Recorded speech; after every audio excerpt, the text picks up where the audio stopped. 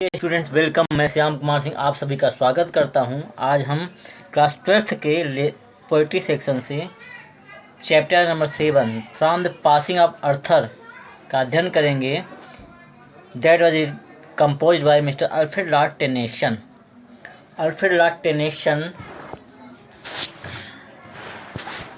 Tennyson was born at Somersby in 1809। Alfred Lord Tennyson का जन्म Somersby में 1809 में हुआ था। He was educated at Trinity College Cambridge. उनकी शिक्षा ट्रिनिटी कॉलेज कैम्ब्रिज में हुई। He was a reputed representative poet of the Victorian as. Victorian age को प्रदर्शित करने वाले एक प्रसिद्ध कवि थे। ही was A poet laureate from 1850 until his death in 1892। उन्हें पोएट लॉरेट मतलब राज कवि का पद 1850 में दिया गया और जब तक उनकी मृत्यु मतलब 1892 तक जब तक उनकी मृत्यु नहीं तब तक वह उस पद पर बने रहे। ये जो कविता है, प्रस्तुत कविता टेनिसन की लंबी कविता मोर्टे डी आर्थर से अवतरित है। किंग आर्थर ने नाइटहुड ऑफ राउंड टेबल की प्रथा को प्रारंभ किया था। योद्धाओं का कार्य कमजोर की सहायता करना और उन्हें दुष्ट के चंगुल से बचाना था। सर वेडिवियर राजा का एक वफादार योद्धा है। घायल राजा अपनी तीनों रानियों के साथ एक नाव में बैठकर अवेलियन द्वीप जा रहा है। वह वेडिवियर को नाइटहुड की प्रथा के समाप्त होने पर दुखी न होने की सलाह देता है। संसार में परिवर्तन आवश्यक है। संसार में कोई भी नियम लंबे समय तक जारी नहीं रह सकती।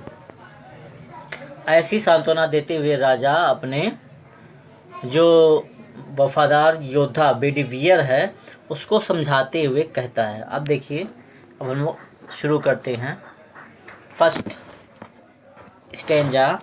And slowly answered Arthur from the barge the old आर्ज changed yielding praise to new and God fulfills himself in many ways. Least one good custom should correct the world. And slowly मतलब धीमे से धीरे धीरे answered उत्तर देता अर्थर from the barge. Bye मतलब छोटी नाव, और छोटी नाव में बैठा हुआ राजा अर्थर जो अब मरने वाला था, अपने एक सरदार जो सर वेडिवियर जिसका नाम था उसे समझाते हुए कहता है। एंड स्लोली एंसवर्ड और धीरे से उत्तर देता राजा अर्थर फ्रॉम दी बार्ज छोटी नाव से। और अपनी नाव में बैठा हुआ राजा अपने सरदार को समझाते हुए उत्तर देता है। The old orders change. Old means पुरानी, आर्डर मतलब प्रथाएं या क्रम सिस्टम। चेंज बदल जाती हैं, पुराने प्रथाएं बदल जाती हैं।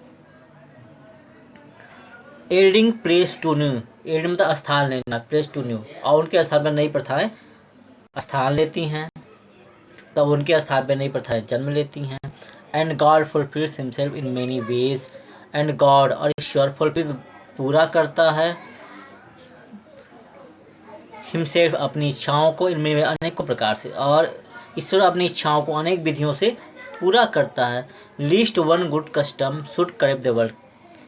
क्योंकि कहीं ऐसा ना हो कि एक अच्छी प्रथा संसार को नष्ट कर दे। यहाँ पे राजा अपने सरदार को समझाते हुए छोटी नाव से धीरे से उत्तर देता है। The old orders change. पुरानी प्रथाएं बदल जाती हैं। यील्डिंग प्लेस टू न्यू और उनके स्थान पर नई प्रथाएं स्थान लेती हैं। And God fulfil himself in many ways और ईश्वर अपनी इच्छाओं को विभिन्न मार्गों से विभिन्न तरीकों से पूरा करता है। Least one good custom should correct the world. क्योंकि कहीं ऐसा ना हो कि एक अच्छी प्रथा इस संसार को नष्ट कर दे। अब आइए देखते हैं अगले स्टेंजा को।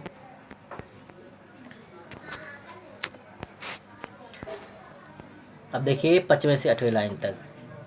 Comfort thy self, what comfort is in me, I have lived my life and that which I have done, may he within himself make pure, but thou if you shouldst never see my face again. राजा Arthur Bedivere से आगे कहता है, what comfort is me, I have lived my life. तुम अपने अंदर धैर्य रखो। मैं तुम्हें क्या धैर्य दे सकता हूँ। वाट कम्फर्ट इन मी, मतलब मेरे अंदर धैर्य तो है नहीं, मैं तुम्हें क्या धैर्य दे सकता हूँ, लेकिन फिर भी तुम अपने अंदर धैर्य रखो। आई लिव्ड माई लाइफ, मैंने अपने जीवन को व्यतीत कर लिया, मैंने अपने जीवन को जी लिया है। And that which I have done, और जो मैंने किया है।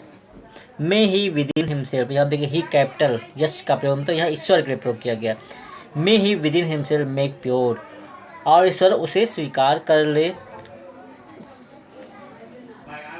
और मुझे शुद्ध कर दे।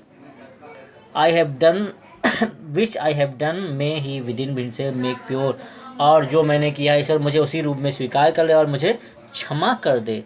बट दाओ, लेकिन तुम, if you shouldst never see my face again, यदि तुम मेरे चेहरे को दोबारा न देखना। प्रे फॉर माई सोल, तो मेरी आत्मा के लिए प्रार्थना, भगवान से प्रार्थना करना। यहाँ देखिए कवि जो है, यहाँ जो राजा अर्थर है वह बेडीबियर से आगे कहता है, तुम अपने अंदर धैर्य रखो, मैं तुम्हें क्या धैर्य दे सकता हूँ। मैंने तो अपना जीवन व्यतीत कर लिया है, जो कुछ मैंने किया ईश्वर उसे स्वीकार करेगा तथा जो गलती मुझसे हुई उसके लिए मुझे क्षमा करेगा। यदि तुम मुझे फिर न देख सको, अर्थात मेरी मृत्यु हो जाए, तो तुम मेरी आत्मा की शांति के लिए भगवान से प्रार्थना करना। अब देखिए 9वें से 11वें line. Make things are wrought by prayer, than this world dreams of wherefore least let the voice rise like a fountain for me night and day. For what are men better than sleep and goats। देखिए more things are wrought by prayer, prayer मतलब प्रार्थना। More things अनेकों वस्तुएं। राजा अर्थर ने योद्धा Bedivere से कहा, more things are wrought by prayer than this world dreams of, संसार के व्यक्ति जिसको सोच भी नहीं सकते, प्रार्थना के द्वारा उससे अधिकार हो सकते हैं। Many things are wrought by prayer, मतलब प्रार्थना के द्वारा बहुत सारी वस्तुएं हो सकती हैं। Than this world dreams of, जिसकी कल्पना भी, जिसके लिए स्वप्न भी ये संसार नहीं दे सकता। Wherefore let the voice rise like a fountain, इसलिए एक फव्वारे के पानी के छींटे के जैसे निकल कर उत्तरोत्तर ऊपर जाता है, जिस प्रकार फव्वारे से एक बूंद निरंतर ऊपर की ओर जाता है, ठीक उसी प्रकार से दिन और रात्रि मेरी आत्मा के शांति के लिए तुम प्रार्थना करना। More things are wrought by prayer than this world dreams of, wherefore let thy voice rise like a fountain for me night and day। राजा अर्थर ने योद्धा से कहा, संसार के व्यक्ति जिसके बारे में सोच भी नहीं सकते, प्रार्थना के द्वारा उससे अधिकार हो सकते हैं। जिस प्रकार एक फव्वारे से पानी के छींटे निकलकर उत्तरोत्तर ऊपर जाते हैं, ठीक उसी प्रकार तुम्हें अपनी आवाज़ द्वारा दिन रात मेरे लिए प्रार्थना करते रहना चाहिए। अब देखिए लास्ट 12वें लाइन से लेकर 18वें लाइन तक। For what are men better than sheep and goats that nourish a blind life within the brain, if knowing God they lift no hands of prayer, both for themselves and those who call them friends. For so the whole round earth is every way bound by gold chains about the feet of God, but now farewell। राजा अर्थर ने प्रार्थना की महान शक्ति के बारे में यहाँ पर बताते हुए कह रहा है,